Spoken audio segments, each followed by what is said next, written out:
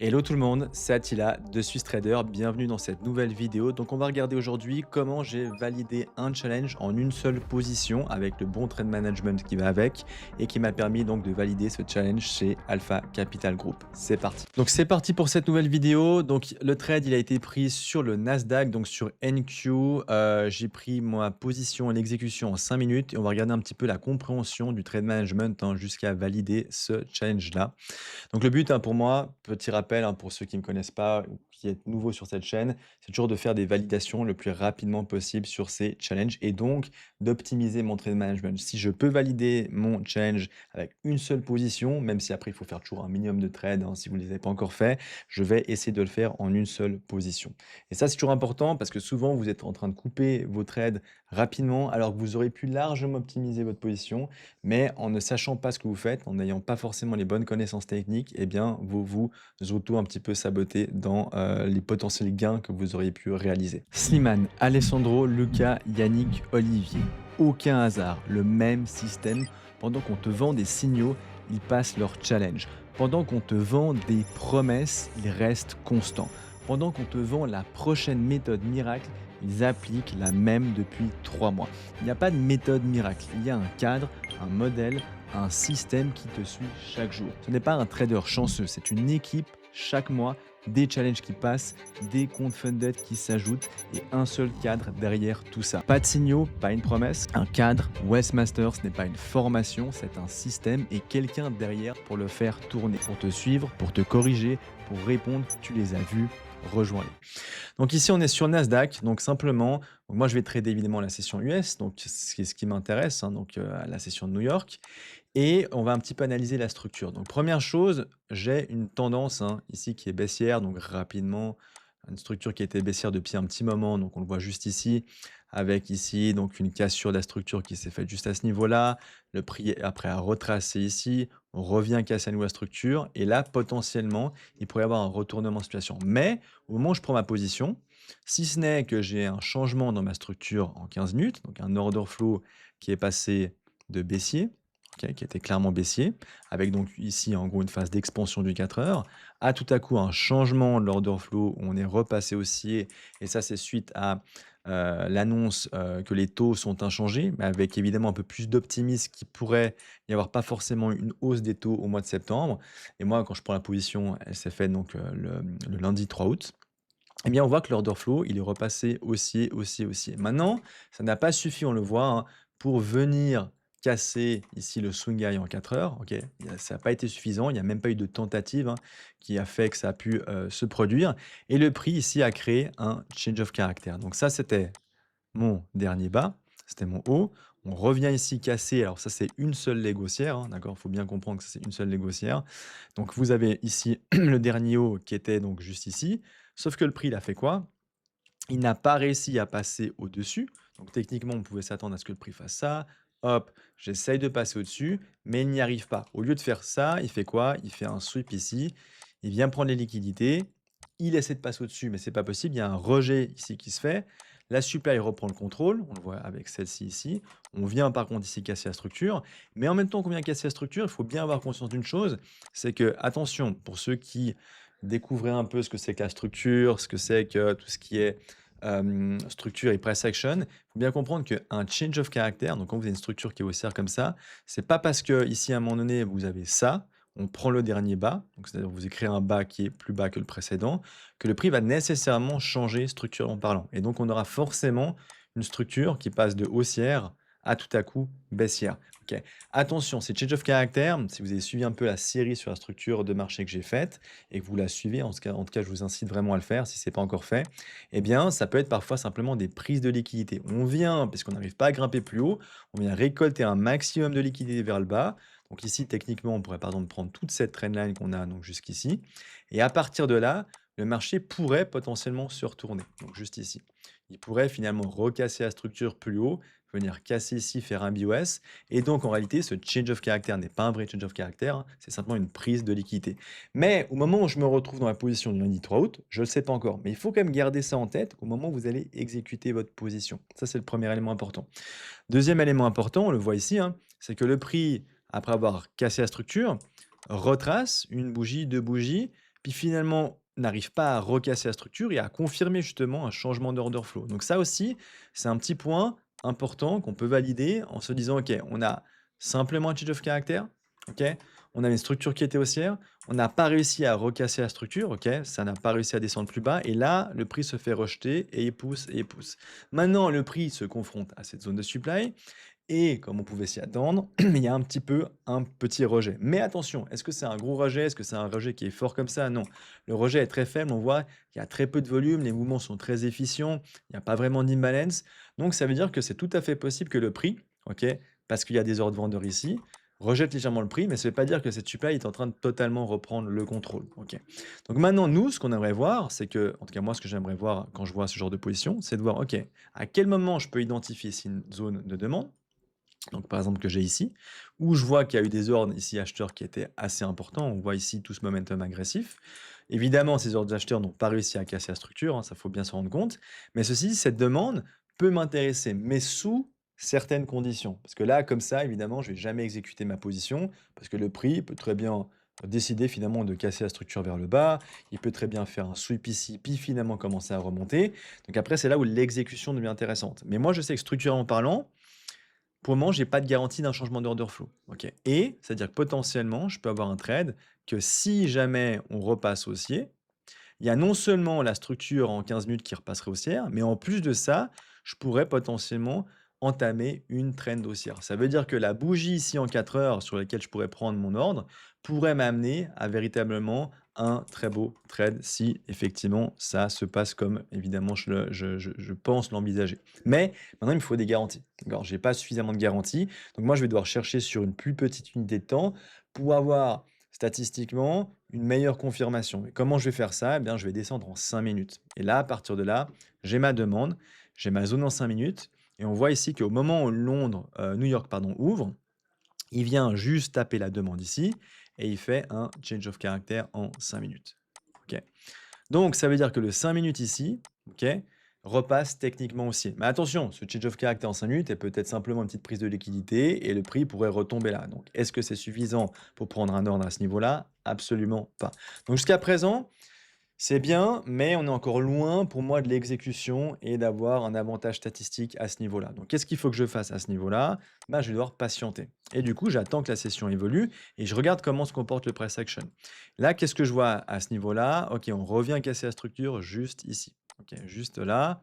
Le prix, si je viens zoomer, hein, et que maintenant j'enlève juste l'indicateur de session, il est venu faire une cassure de la structure, donc ici, on est venu faire ça ici, on remonte ici, donc là on a une petite bougie de retracement, mais là par contre on fait des mèches, donc on essaie de passer une fois au-dessus, on n'y arrive pas, une deuxième fois on n'y arrive pas, puis finalement avec cette bougie-là, avec le corps qui clôture au-dessus, là cette fois-ci j'ai bien ma cassure. Donc là j'ai bien une confirmation de la cassure, très bien, je continue d'avancer.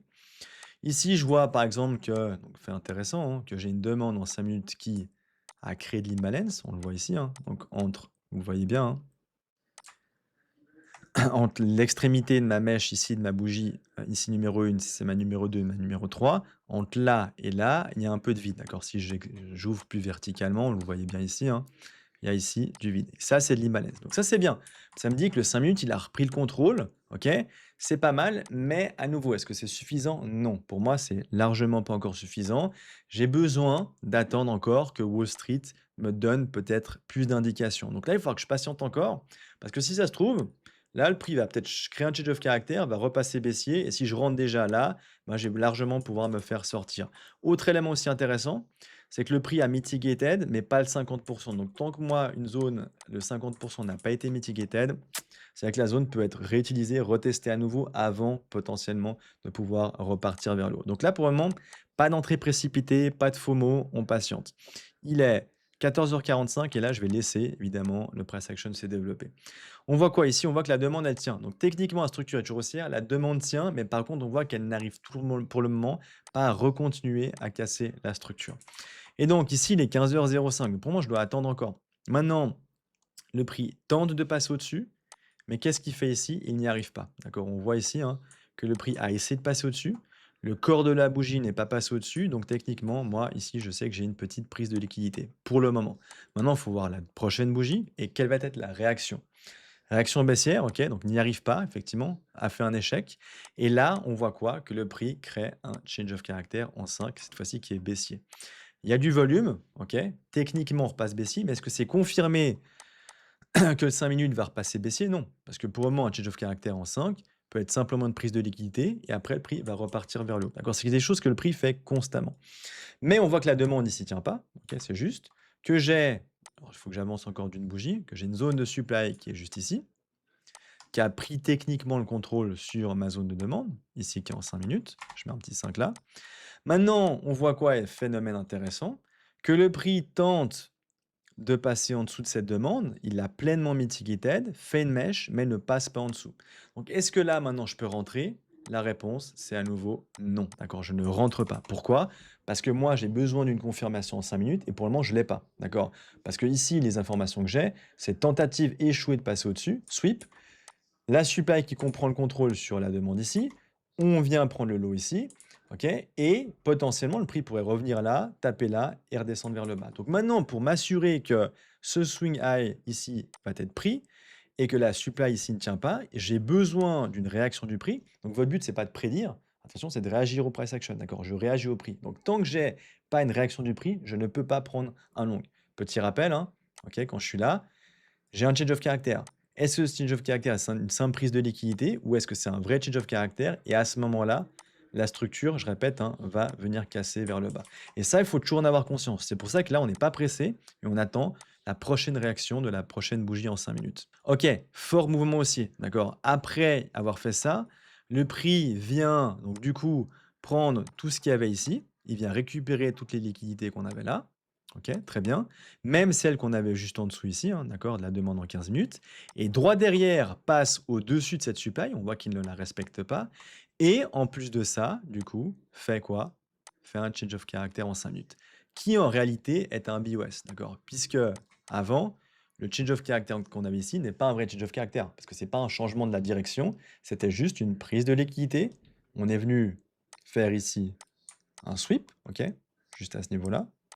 Et ensuite, on crée le vrai changement de direction. Donc là, par contre, cette fois-ci, OK, là, je suis très bien positionné parce que je sais que maintenant, ici, j'ai un bas qui est fort, OK, sur lequel je sais que j'ai beaucoup d'ordres d'acheteurs qui sont arrivés et qui me permettent enfin d'exécuter la position. OK, donc maintenant, ici, moi, ce qui m'intéresse, c'est de target ici le haut.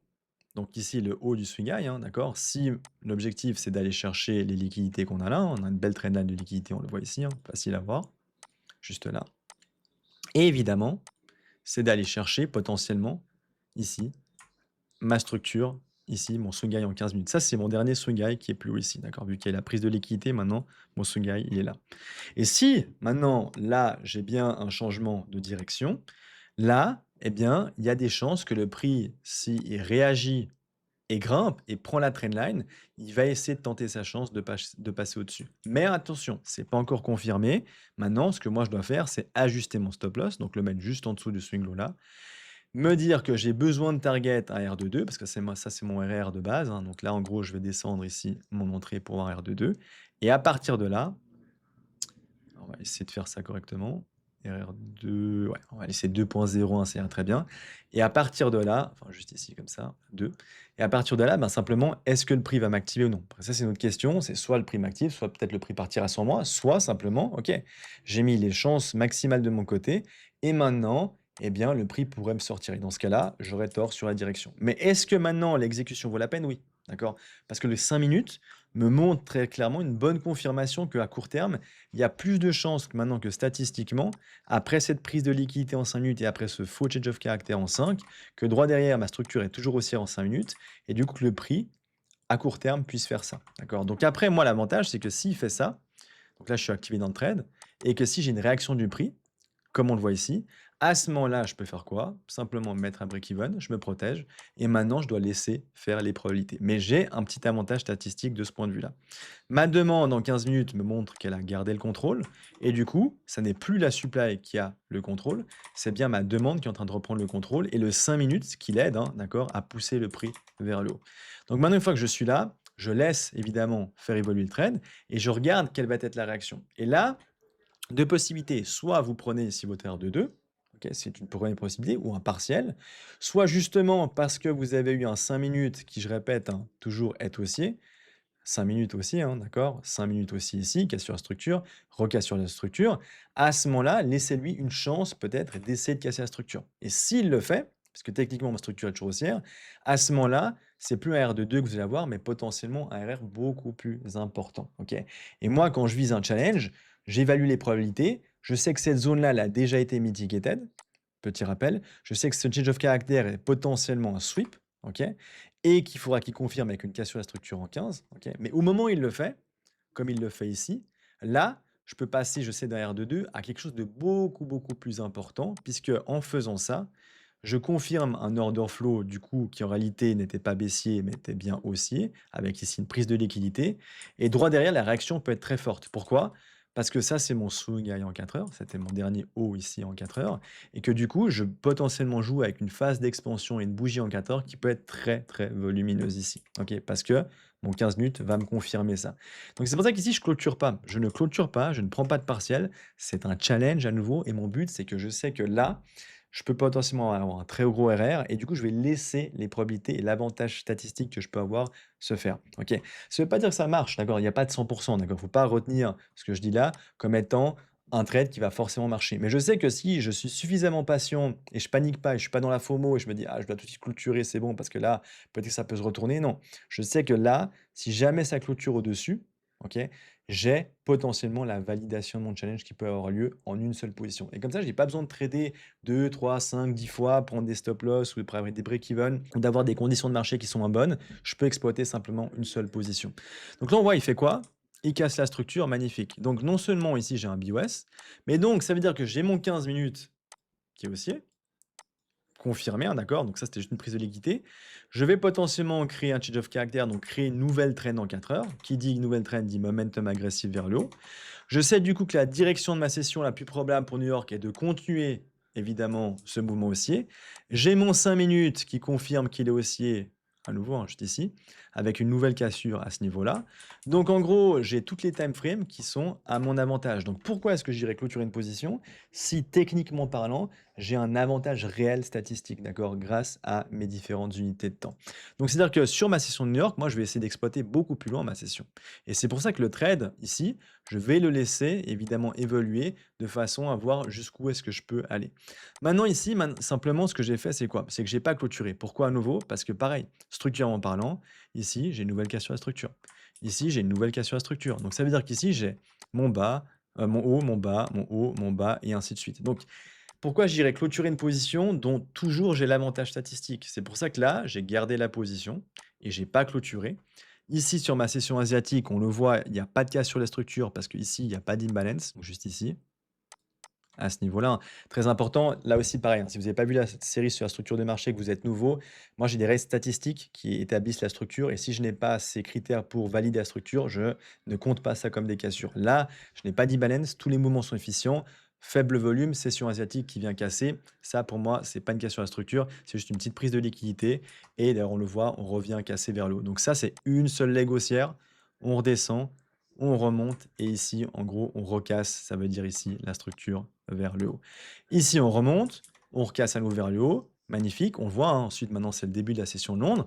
Tout est haussier. Pourquoi est-ce que j'irais clôturer ici? Aucune raison de clôturer, d'accord? À nouveau, j'ai l'avantage statistique, je ne vais pas clôturer. Oui, le RR est important, mais pourquoi est-ce que j'irais clôturer alors que j'ai l'avantage, d'accord? Ça, c'est important toujours. Regardez bien toujours ce que vous faites au niveau de votre structure et de la compréhension. Pareil, session de Londres haussière, magnifique, je garde la position. OK.